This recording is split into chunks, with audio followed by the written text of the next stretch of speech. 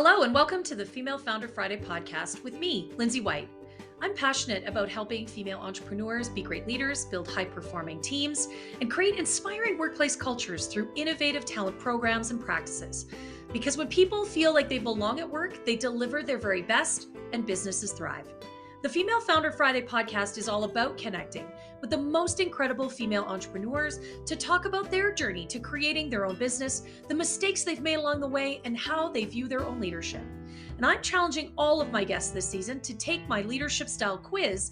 And during each episode, we'll be digging into their leadership style and how it impacts the way they lead in their life and their business. And if you're interested in learning more about your leadership style and want some of my top tips to help you lead more effectively, you can take the quiz right now. Just check out the show notes or head over to 𝐻𝐔𝐑𝐉.ca and click on the button at the top of the page that says Take the Quiz. Then you can share your results, connect with my guests, and join the conversation on Instagram by following me at @HighVoltLeadership. My guest on this week's episode is Edwige Gilbert. Edwige is the founder of New Life Directions, as well as the best-selling author of Victim to Victorious.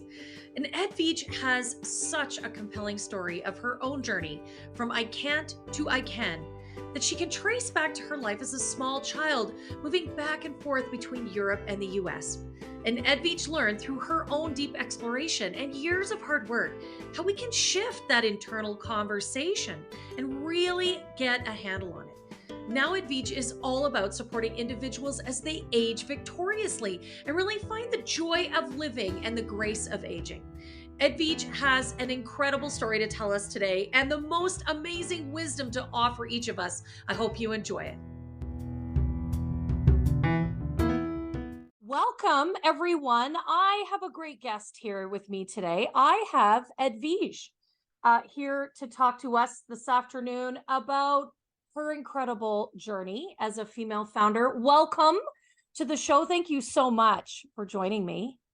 Thank you, Lindsay, for inviting me on your show. I feel it's a privilege to be with you. Well, that's lovely. Energy. That's I absolutely like your energy. I resonate with you. Thank you.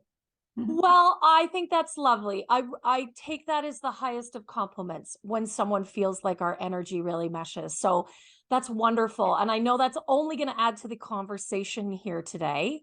And I mean, I've read your bio, but I'm terribly interested to hear more about your journey to being a female founder, how you got where you are today.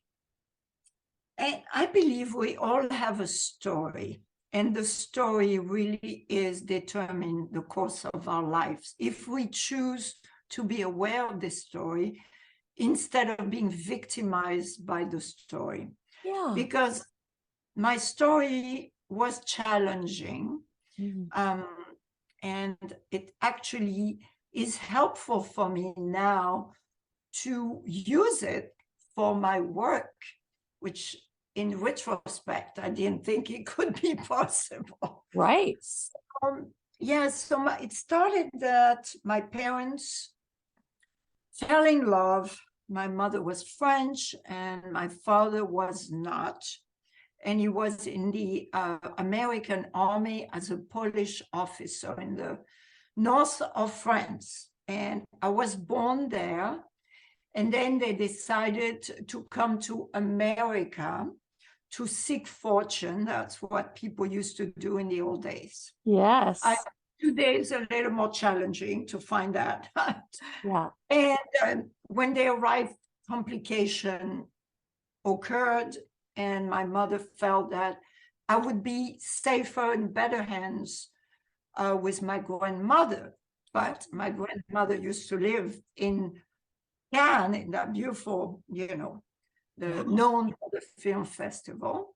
Right. And in those days, people used to travel by boat, not by plane. Right. So the journey is about 10 days to cross the Atlantic, and the Atlantic can be rough. Oh, yes. Turbulent seas. So my mother couldn't bring me back. They didn't have money, but they found this nanny that she knew. And I'm about 3 years old.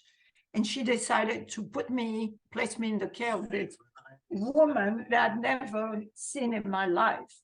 Oh, my. And so I imagine that I definitely went through a little bit of stress. Oh. But anyway, so my journey started there on a boat, and I ended up with my grandmother, raised by my grandmother, who saw me as a fragile child who needed protection. So every time I wanted to do venture like kids to try something new, she would stop me and say, no, you can't. So Lindsay, think about this voice that has been repeated over and over through the years. And this voice never left me. When I decided to leave France to join my parents who used to live in New York, I left with the voice embedded in my brain. Yeah. But I didn't know that because it was a subconscious recording. Sure. So every time I arrived in New York, the stress of the big city compared to my little town became overwhelmed. And to find refuge from the stress, I went into, I call it bagels and brownie diet, which I don't recommend anybody try. So I gained weight. And it wasn't just the weight, it was my state of mind. Yeah. So I couldn't get out of this paralysis of feeling depressed, feeling lost, overwhelmed. And I'm sure people can relate to this state. And so I decided two choices. Either I would sink to the black hole or would be on a quest to find an answer. So I went on a quest. And the answer was not weight loss, because it's never that. Issue is never where you think it is. It was a result that I couldn't find my inner peace, myself, my self-love. So I went on that journey, and the journey got me 30 years to accumulate data and degrees, and I became a yoga teacher, meditation teacher, substance abuse counselor. What else I didn't do? That's the question. All of the Eastern and mixed with the Western. And I came across on one of my journey this woman that was agent and book agent, and she said, I want your story and I will help you publish it. So that's how I got to start being on a journey to do something, not just with me, but I figured I could help others. So I created my company called New Life Directions, because you got to get on a new fresh start journey. And many years later, I've helped many people, from drug addiction to weight loss to just stress. So I have all this strategy, all these techniques that I've used on myself and on thousands of people. I am now involved with a nonprofit for fighting human trafficking. Love it. And I wrote a book just that has been launched officially on Amazon this week. So I am it's called Victim to Victorious. I love it. Well, and I know that book title was what drew me to you as a guest, Victim to Victorious. And, it just sort of really sums up this beautiful, beautiful, painful story that you've just told us about your journey. And how you've really leveraged it into a place where you can clearly help others, and particularly these people that are victims of human trafficking. I mean, they live such incredible trauma. It's hard for us to imagine, I think. Exactly. Yeah. And the survival instinct in those people are extraordinary. Remarkable. And to be able to be of service. So because to be of service keeps you going. You can have a job, you can have a business, but to really donate sometimes your time, just unconditional love, can be returned 20, 100 times thousandfold, right? They call it. It's And so true. And I'm in that place of abundance by giving and not thinking giving. Giving to me energize me. And people ask me, but how can you be energized by giving? I said, because I receive so much love. And love is really the conductor of our life. Do you agree? Oh, yeah, it really is. It's so powerful, isn't it? And especially now I'm reaching a certain age where I'm thinking, ooh, you know, it's my next book is going to be called Aging Victoriously. And I got what it means. It means to have this heart, a youthful heart, filled with love and passion and compassion. And that's where I'm at now. I love that. You like that? Yeah. Because aging, we cannot fight. And thank God we're aging. We have experience. We have years behind us that give us some reliability and respect, right? Yeah. That's why people fight. But this country can be very hurtful about people aging. It's like, poof, dismiss.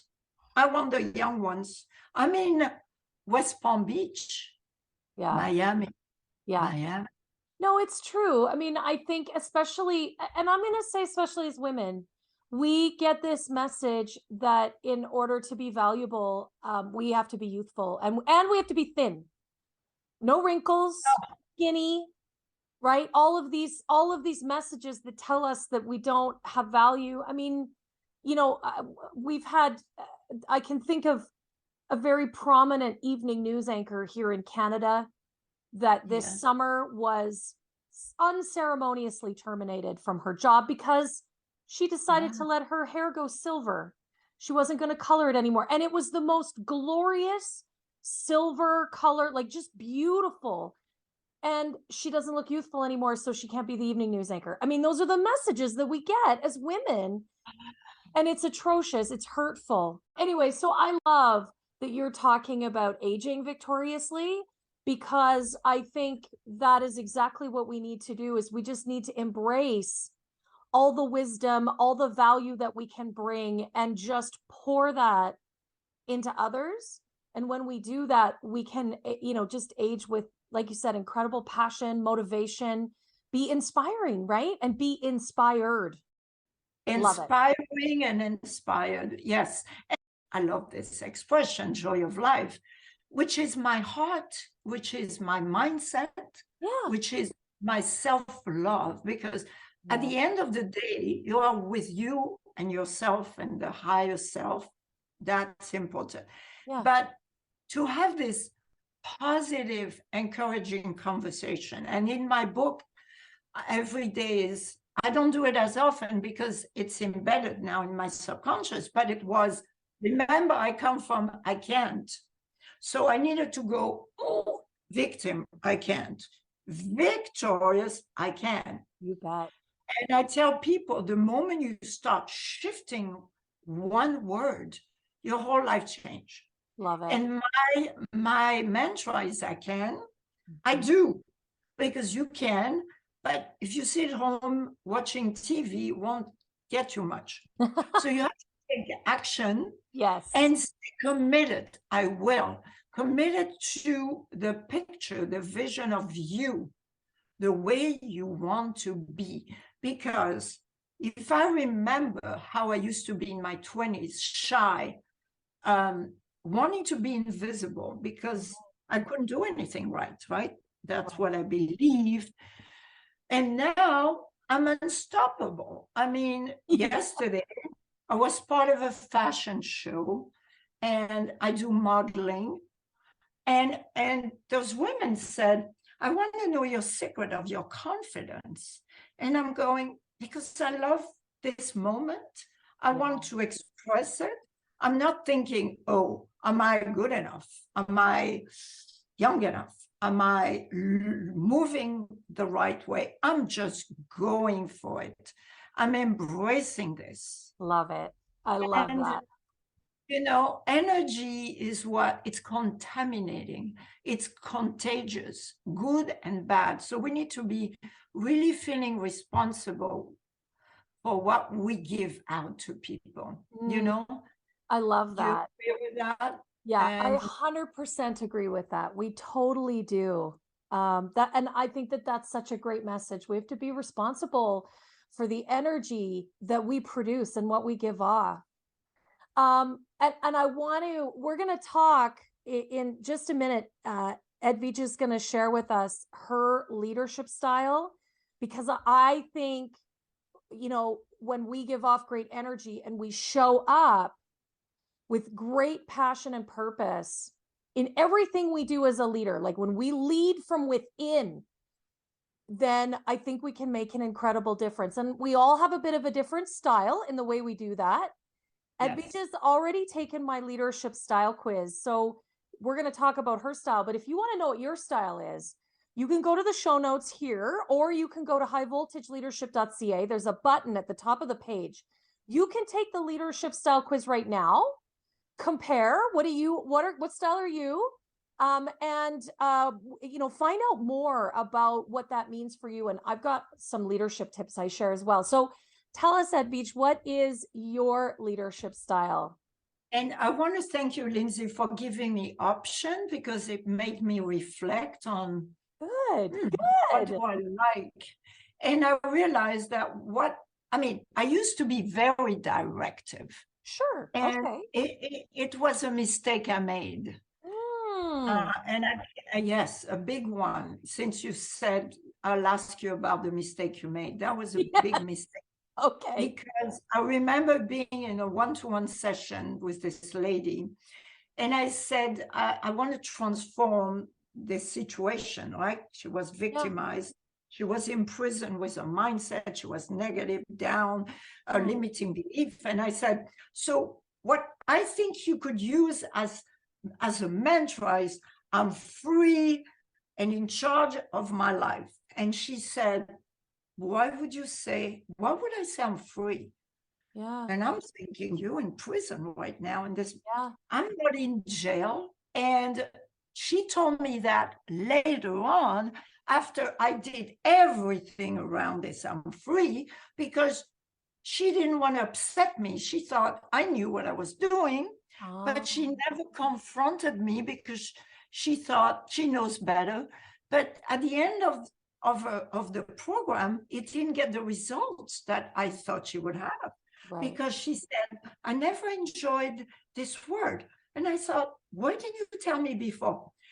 Okay, so I realized that I need to be supportive instead of direct. Love it. Supportive of your style, that's why I like to ask about when I love astrology. Yeah. And I got involved more into astrology. And I realized the style of the fire sign versus the water sign can be completely different. Yeah. And I need to honor where you are and ask you and encourage you to find your words instead of figuring out, I know what you need. And this is a danger as being a leader, because we know, we see it, and most of the time we are right, but they don't see it. They have no awareness. And I'm like, who am I to impose my will on you? So I needed to learn more patience, more acceptance of people's journey, that they are not maybe moving at the pace I could move. Let's go for it, create, and respect it. So that's what I learned on my journey, and I'm of my mistakes. So supportive is definitely my style. And as a result of that, I even changed my title. I like to think of, I'm an expert in stress management, but I'm not a coach. I'm a transformational guide, because I'm guiding you to transform your stress into success. I'm guiding you out of your victimization into your victory. Yeah. I love that. And, I really respect that, because as a coach, what I have learned as well, very similar to what you've suggested, is that it can't be about me or what I want for my client. It really, their victory has to be about them. What does victory look like for them? And I often say that I am a guide. I'm here to point out the bumps in the road, help figure out how to get over those. What are the signposts? What can't you see? Because, we can't see past the end of our own nose now, can we? But I really love that it's gotta be about the client's journey, not about us. And so I really resonate with that. And also, Lindsay is sharing with them our journey and the mistake we made, to give them a reference point, and also they can identify, what I realized at the end of the day, communication skills is what is missing in most human beings. Yes. Yeah. And especially now we have all the texting, which is so confusing. Did she laugh out loud, or it's not? We don't know. Right. Exclamation point. Why would you do that when you said it was sad? Oh, this is not fun. I mean, you can go crazy trying to, decipher the story instead of converse. I always say, my clients, please don't text me, please call. I want to hear your voice. I want to tell you, I want to share with you. I can't do texting too much. I know it takes less time. That's why time management is my challenge. I really think, I always think I have more time than I need, and I need time for me. Yes. And if I start missing my time, I am not the best. No, that's true. And sacrificing me is not a good idea. No. And I'm willing to do it. I'm always willing. Oh, who cares about me? But then I could feel my energy is not the way it should be. Right. No, and I think you bring up such a beautiful point, in that and especially a lot of the women that listen to this show are female business owners. And time is a precious commodity when you're running your own business, whether you are running it and working in it yourself, or whether you are the CEO and you have a team. You can't make more time. Time is precious. But there's a trade-off, because great communication and the connection takes time. It takes effort. It takes heart. But it is so incredibly valuable that it is worth our extra time to pick up the phone, to get, even to use the technology we have been for the last couple of years. Like, we're talking on Zoom today. Being able to see someone is really key. 75 to 80% of our communication is nonverbal. And that's why texting doesn't work all the time. I want to say, I appreciate that you are seeing me as we speak. I know it's a podcast. Nobody sees us, but no. I had a podcast with somebody never met and who never decided to show a face. Oh. And it was not a friendly, I made it happen, but I was not connected from the heart. Yeah. It was a very intellectual process. I never saw the woman. I never got her energy or expressions. Even if she could have spent 5 minutes getting to connect with me, and then we can turn it off, I'm fine too. And I thought, oh, that tells me a lot about this person. Oh, yeah. Her style was very cold. That's too bad. Yeah, so, and I believe the results that we get by taking the time to engage emotionally are valuable, and the results are bigger than we would have without that. So we save time in the long run by investing at the beginning. Do you agree? Oh, yes, I think you're absolutely right. I don't think you ever go wrong by investing time in connection and building relationships. That is what makes our world go round. That is what makes businesses prosper, is the truth, is creating connection, whether it is connection with your team, who then creates connection with your clients. And if your clients are happy, they bring you more money and they bring you more clients. And so it is in creating the relationships and the connection that we create incredible value. So I agree wholeheartedly with what you're saying. Thank you. Thank Yeah, you. I mean, your passion for this just absolutely shines through. And I could talk with you about this for hours. I think we could probably go on all day. But I think you've offered so much incredible inspiration in this conversation today. And I'm so grateful to have you as a guest on the show. And can I ask you, in return of your gratitude, to tell all of your listeners to please buy my book, which is available on Amazon, Victim to Victorious, Edwige Gilbert, and write me a review, because I see my vision is to get it to Oprah, that Oprah will say, I recommend it to my book club. It's in Kindle and the book, but just a review.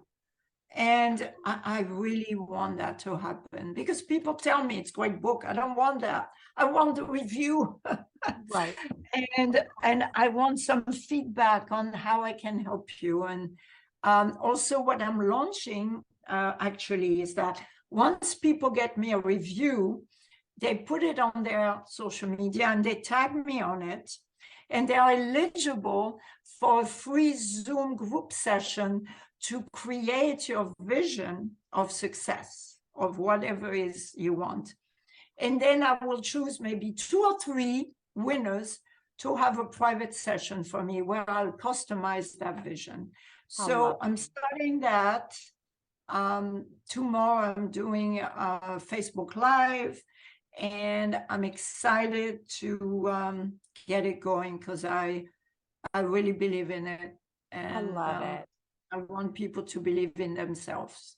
Thank you. I love it. Thank you so much for offering that to everyone who's listening. Thank you, Lindsay. Thank you. And I can't wait to have the link to your podcast, to put it on my social media and magnify all the collective, right? Love it. That's exactly what this is about, is like magnifying all these voices. So thank you so much. I really appreciate your time today. You too. Thank you.